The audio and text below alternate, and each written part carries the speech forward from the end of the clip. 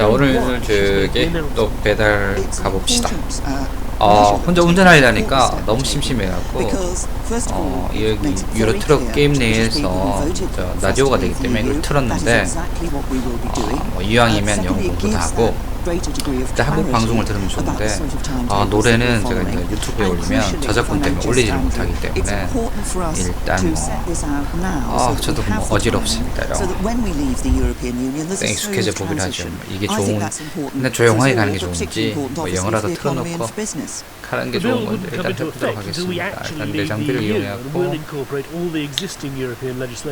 파리잖아 그저께 독일로 넘어가고 It's a hugely symbolic move. This is heady stuff. So on this, the first day of the Conservative conference, it serves a political purpose, reassuring those worried about the government's resolve. 428km, 58,000유로네. 13,000유로 주네. 자, 이걸 가봅시다. 디렉터를 실어. A lot of the provisions of EU law make reference to 물건을 실으러 가야겠네. or they make reference to EU institutions. For example, take something like pharmaceuticals. We have lots of chemicals, pharmaceuticals, those sorts of things, but they make reference to Commission standards. So the laws are going to be a bit nonsensical if they're simply grandfathered international law as well. Are there other issues like that? Well, I think bringing legislation through Parliament right now brings an issue that is very important, which is the issue of legislative consent from the devolved legislature. Because repealing or amending the European Communities Act affects their devolved powers. Normally they would be expected to ask for their consent for this to happen. The question is, what will happen if they refuse consent? So when this legislation goes through Parliament next year, the following year, what will be the view of the devolved legislatures? And also what will be the view of SNPs in Parliament, the House of Lords, and all of that. So the bill could have rather a shaky process as it goes through, as well as raising the constitutional crisis in the context of legislative consent, this Sewell Convention, as it's called. Professor Shona Douglas Scott. With me now is the Transport Secretary, Chris Grayling. Good afternoon. People who think that all EU law is going to be thrown out will be rather disappointed. Well, no, because I think this is what we argued for during the referendum campaign. One of the things that came from the main campaign was you won't be able to do this, you won't be able to leave because we'll have to redo all of our legislation. It'll take 10 years, it'll be impossible. The solution has always been the same 고정시 단속 구간입니다. in order to provide a degree of continuity of business, continuity of individuals.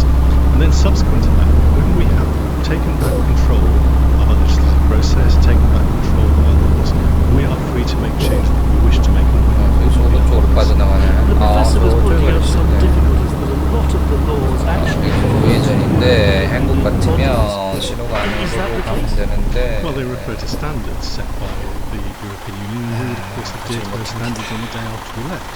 But of course businesses that sold within the European Union need to carry on conforming to those standards in the way they do if they sell to the United States standards. But I think that the whole point of this is that it enables us to take control, it enables us to change things in the future if we decide to do so, things that would undoubtedly keep. Not everything that's been done in 40 years of European Union legislation has been bad. We want to get rid of the standard that has been established, of course. But at the same time, we have the freedom to make modifications in ways that suit the United Kingdom and its needs. I imagine there are lots of laws in your area of transport, both aviation and road transport, that are affected by EU legislation. Any you want to get rid of? Well, let's give us some practical examples. There are EU laws around railways and the height of platforms, for example. Our rail system, apart from HS1, is not in any way linked to continental rail networks, so there's actually no reason for us to have European platforms. So that's one area where we change. On a wider point, your former colleague Nicky Morgan says that Brexit risks encouraging bigoted attitudes like those of Donald Trump. What do you make of that? Well, I don't agree with Nicky. I think the whole point about Brexit is about the desire of this country to control the future. And I would utterly reject any view that's brought forward in our society that was in any way anti-foreign, in any way xenophobic. We need to carry on being good friends and neighbours of our European partners. We need to be good internationalists, working with people. CNN이나 이런 걸 좀 유로트럭에서 Chris Gray, thanks very much. Please don't go away. We'll be back with you in a moment. It's little wonder that there's still a great deal of curiosity about who Theresa May is. She's a Prime Minister unelected by the people, her party, or even her MPs. Innovative because she kept her counsel. A buttoned-up, lukewarm loyalist during the referendum, her views under wraps when others were leaving nothing to the imagination. This is maybe, maybe not. But perhaps there are clues. I've been to the Oxfordshire village where she was brought up to find if her 앞머리가 짧으니까 푹 트네.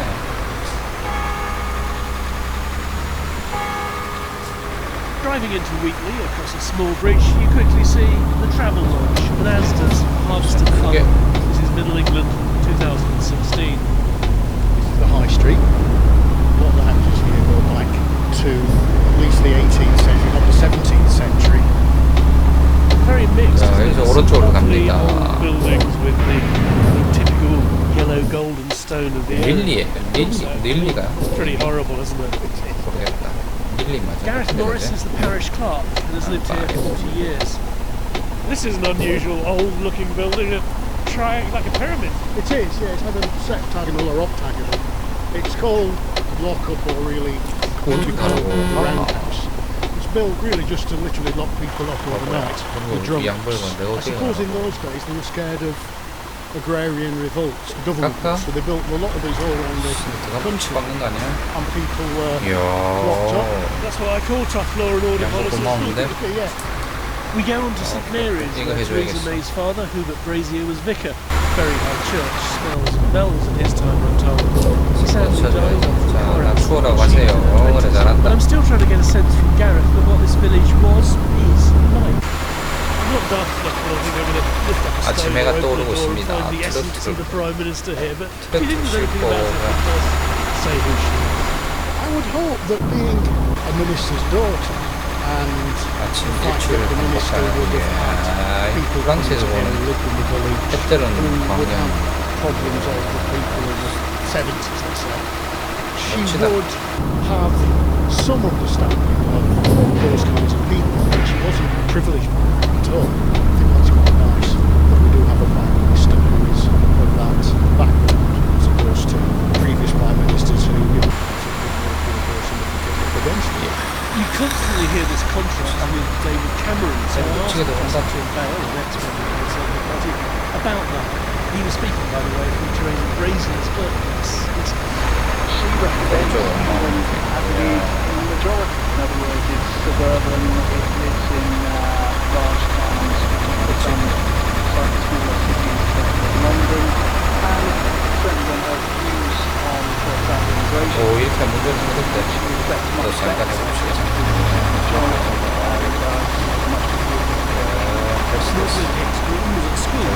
자, 본격적으로 고속화목으로 가봅시다.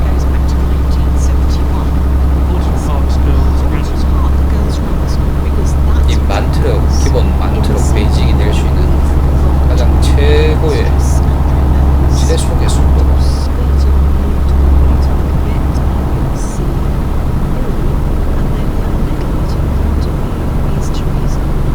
Mrs. May is rather formal, reserved, warm, round-headed, cavalier. Was Miss Brazier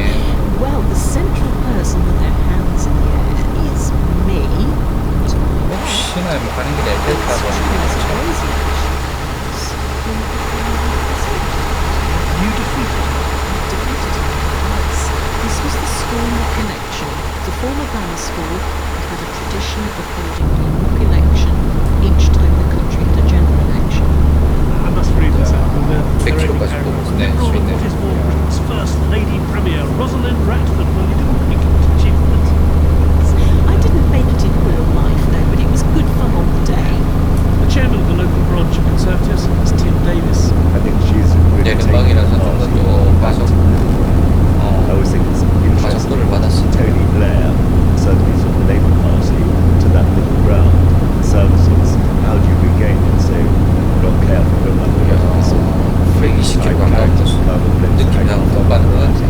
It is very difficult to get that back. But David Cameron was scarcely a hanging plug on Colonel Blimp. I mean, he talked about the nation conservatives and he won the last election. What's different? I've got a long time with David Cameron. He made the Conservative Party electoral game. Theresa May is taking over the battle, and I get encouraged that she will run it her way. Is there a difference to their conservatism? So are there any signs Mrs May will really be different? Lisa Fisher, senior political correspondent for the Times. A huge difference we can already see between her and David Cameron is that while David Cameron has tried to focus more on the poorest in society, Theresa May is wider than that. She said in her first speech on steps of Downing Street when she became Prime Minister that she even wants to focus on these just averaging families.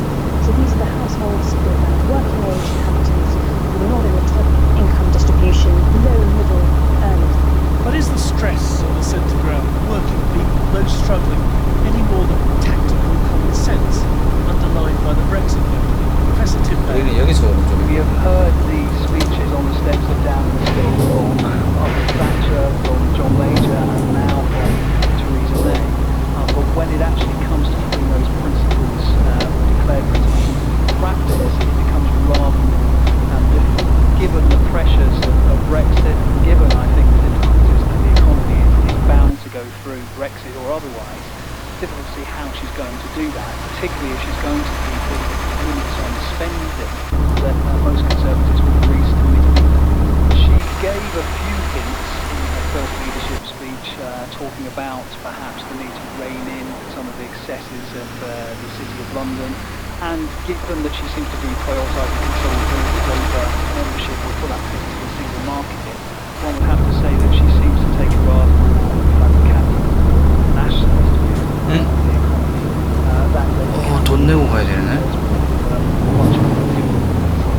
That may come to light this week, next year. It's more than likely that Mrs May will be, in the final account, be judged for one thing: how she handles Brexit. We bumped into Siobhan at the parish office. She tells me people in the village are watching Mrs May very carefully. Oxford voted to remain with a vengeance. In this village there are a lot of people who are employed by BMW, which is a town works, and that could go in a minute.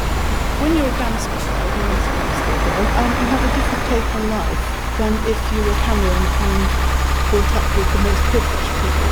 So she really is wanting to touch grassroots again, but Brexit's going to be the complete opposite. It's going to wreck grassroots. So I think she's in a very unhappy place. Siobhan, the weekly resident. Chris Grayling's still with us. You were, of course, a member of David Cameron's government before. Did he get it wrong? Not enough emphasis on those who are struggling? No, I don't think so. I look at what she's done. 아직도 뭐 한 4시간 40분 해야 돼. We've made an impact on most developed societies. The fall in the number of children growing up in workers' households is more than half a million. That's a great achievement. And alongside that, we've also cut tax for those on lower incomes. The personal allowance is now £11,000. And what that means is that for people who are in work, who are the ones struggling to get through all the challenges, all the costs, all the issues in life,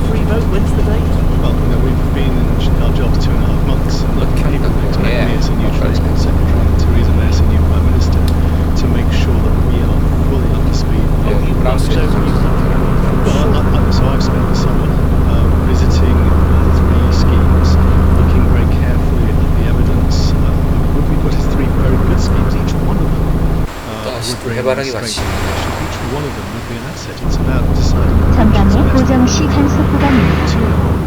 Most people assume it will be well, people can assume what they want. There's a very good proposal from Gatwick. There's two very good proposals from Heathrow. It's for us to work out what we believe is best for the nation, set out that view in the near future. We're not going to delay this idea, but people would expect a new team in Downing Street in the Department for Transport to make sure we've just made ourselves comfortable and satisfactorily informed about this issue before we take a decision. a free vote. Well, we're going to decide shortly what the handling will be. Obviously, it's an issue where there are different opinions in government, but the reality is that we will collectively take a decision that is best for the nation. That's great. Thanks very much indeed. While the Conservative Conference discusses the results of our referendum and two other countries, Colombia and Hungary, people are going to the polls in their own plebiscites. But David Cameron is not the only leader who's found their dangerous devices. Le référendum sera pour la nation le 해바라기 밭이. entre le progrès et le bouleversement. In April 1939, de Gaulle told the French people they had a choice between progress and chaos. They duly chose chaos. He resigned as president and died a year later.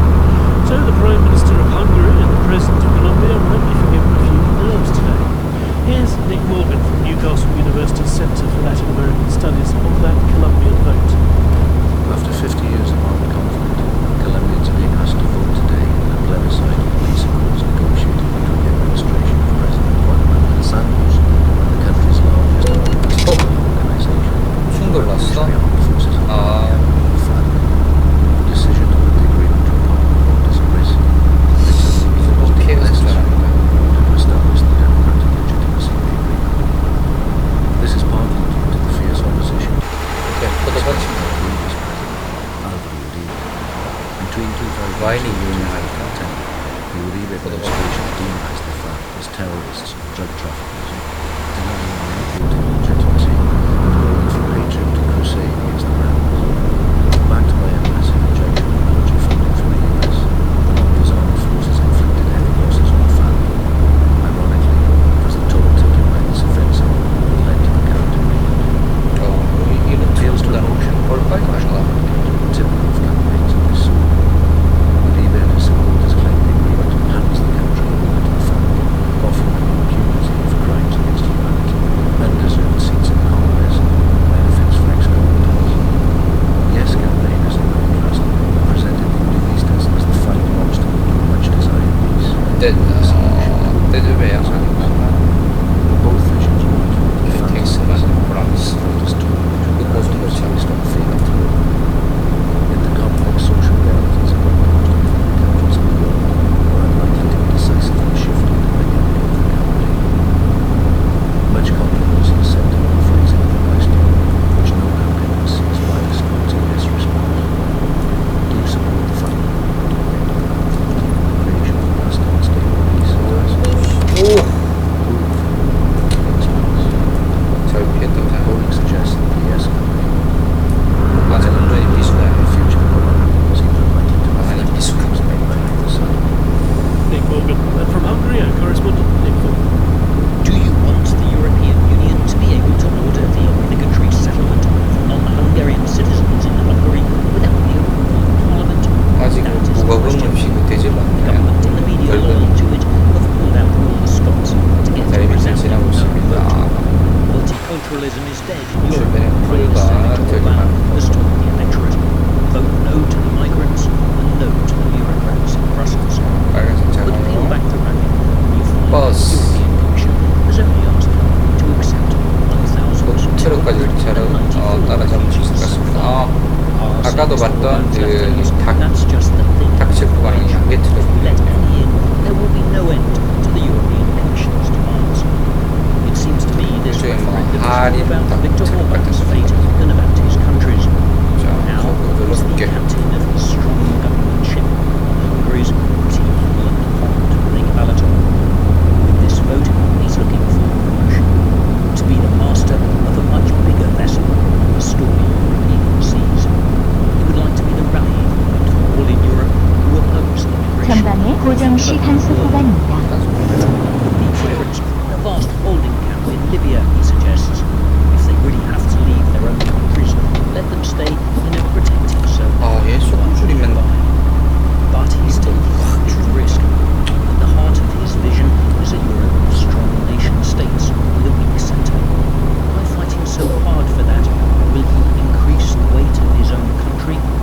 Will he, as a prophet of intolerance, steer Hungary beyond the periphery? Next up, Matt Wardrop is Professor of Political Science at Coventry University and an expert on referendums. Good afternoon. It feels like there's more of them. Is that right? Yes, there's been a steady increase in referendums. We now have roughly 60 nationwide referendums a year, which is considerably more than we had 25 years ago, which was about 20 years. So there's been this sort of, I wouldn't even say a trickle, almost like a sort of flood of referendums. And they come there for many different reasons. But the Hungarian case is probably a good example of politicians who fear that they're being challenged from either the left or the right, and then they have referendums as a kind of electoral trick to show they're still tough. So is there any reason why there are referendums? Well, I think the main reason why there are referendums is because people by and large are so faithful to the party that they used to be.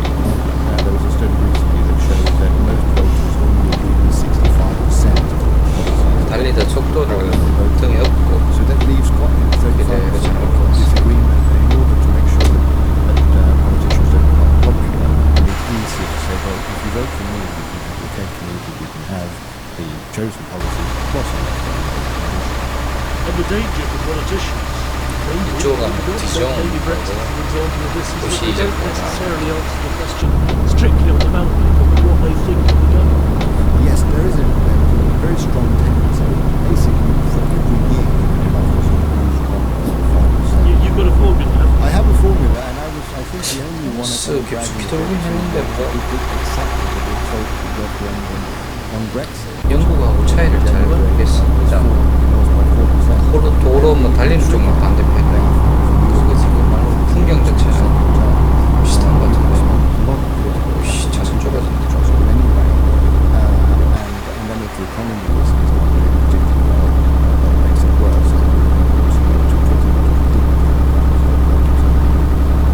So if you run that formula through Hungary and Colombia, what does it tell you about those? If you run in Hungary, run by the government, is relatively good and in Colombia, it's slightly different because Colombia is electoral democracy, and no one lost in Colombia.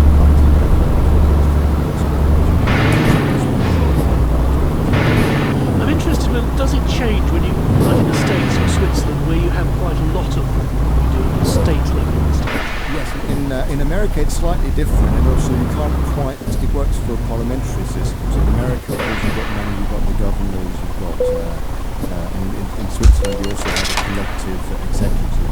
In California, it's interesting, California has got electoral cycle, and interestingly, California voters have actually more often voted for tax increases than for tax reductions. So in some ways, 인류로가 차갑니다.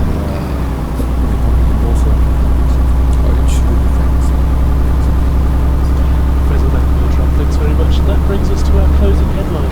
Theresa May has announced she'll begin the formal process of leaving the European Union within 6 months. Carolyn Quinn presents the Westminster Hour tonight from 10. Our studio director is Adrian McGarver, the editor Charlie Bell. I'm Mark Liddell, and that's The World This Weekend. It's BBC Radio 4. I hope you won't have an appetite during the World This Weekend, as there's a new series of Sunday Lunch starting right after this. BBC Radio 4 explores a largely unknown past. The grave itself is marked with a stone slab, and on top of it is fixed a copper poem. Here lies poor Sambo, a faithful Negro. Uncovering the tragedies and triumphs of Black British history. He was a composer, he was an art critic, he was a friend of artists and sculptors. Britain's Black Past on BBC Radio 4 with Professor Gretchen Gazina. Some of what I've discovered is truly unexpected. This Monday to Friday afternoon at 1:45 and available on the BBC Radio 4 website. As promised, now here's Hardeep Singh Kohli with Hardeep's Sunday Lunch. Hello and welcome to Hardeep's Sunday Lunch, the series that's all about good food and great conversation. For the next month, I'll be travelling the length and breadth of this land, meeting some truly extraordinary people. They'll be sharing their stories while I share with them some of my favourite recipes. Today, I'm cooking lunch for Anne and Terry Panks. Terry are in their 80s. If you walk past their house, well, it's got a well-tended garden, it's got some lovely ornaments. You can assume that they're a couple who are just enjoying a gentle and genteel retirement. But let me tell you, that couldn't be further from the truth, because Anne and Terry are anything but your average pensioners. They've turned their home here in Wythenshawe, South Manchester, into a hostel. It's called Copperdale, and for nearly 40 years they provided home for now 1,000 vulnerable and sometimes deeply, deeply troubled young men. This is Harvey's Sunday lunch, and you better have round when you've got a tough life decision to make. A slightly overweight lad from North Glasgow. Harvey's Sunday lunch. Let's make decisions with food.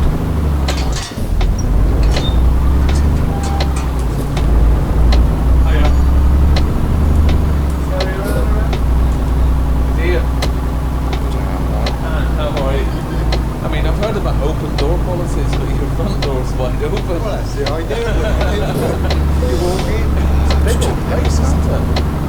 So you get 10 around that. Dining table with a nice kitchen. I'm about to have a little look around, but I've noticed just behind you on the fridge. I mean, there's lots of stickers and magnets in the fridge, but the one in the middle is "Be nice or leave." So how long have I got? How many lads have you got staying? What sort of age range is it? We have 10 spaces, and we have for the ages of 16 to about 22. So that's, I mean, you couldn't have picked a more troubled time in a young man's life. No, that's true. They had so much trouble in their past lives, and they come here and we trying to help them to sort themselves out, and then finally meet up with somebody or get work and carry on normal life. Now, Miss Anne, we have an array of ingredients. I better tell you what I'm cooking for your lunch. I believe there's a vegetarian in the house. Yes. Who's the vegetarian? Who's dictated lunch? It's our manager, it's my son, Glenn. So I'm going to do a vegetarian tagine, North Africa, kind of sweet and sour, with butternut squash, carrots, got apricots and these kind of bitter cherries, which would be quite nice, maybe with some chickpeas, preserved lemons, quite kind of tangy. Not too troublesome to cook. Lots of spices in there. Ginger, coriander, saffron, and then for pudding, a very straight-laced just because we seem to have caught the very end of summer here. Now, I've once or twice been in prisons cooking. 밀어붙이니까 되는데. Frustration in the prisons wasn't the prisoners, it wasn't the guards, it wasn't surprisingly the bureaucracy, it was the fact that you couldn't have knives in the kitchen for obvious reasons. Is that concerning enough here with some of the lads? 이러면서 주차 실력이 늘어나는 거지. We do, we have to be aware of that. 만족한다는데 훌륭하진 않아도. The sharp knives and the knives that the lads have, these the butcher knives. You know, we don't 레벨 10 됐습니다. 오케이, 끊어갈게요. If you know they're on the road.